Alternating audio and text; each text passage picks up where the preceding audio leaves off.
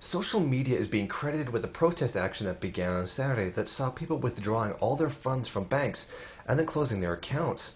They have taken the money and instead of using a bank, they have gone and placed their money in credit unions. This new protest action came about due to heavy anti-corporate sentiment that is prevalent among the population with the spread of the occupation movement and the general disgruntled feeling people have over the collapse of the global economic system in 2008.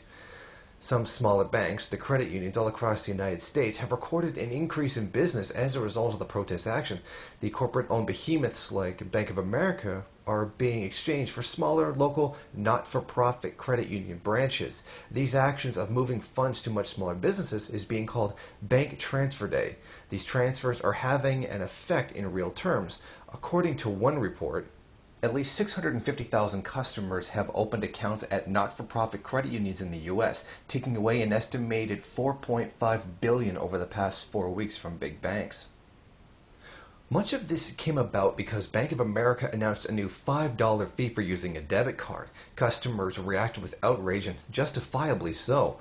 Once a good deal of customers had switched banks, they made a public statement acknowledging people's anger. They since then have said things like they have listened and no longer plan to raise the debt usage fee to $5 for 2012.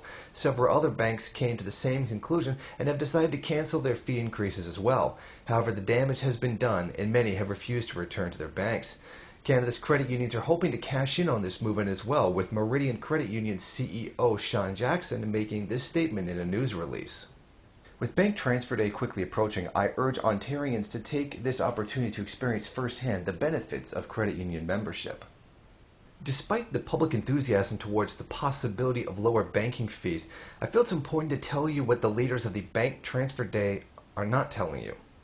In Canada, credit unions operate very differently than they do in the United States. Here, credit unions are corporations and abide by the same corporate laws.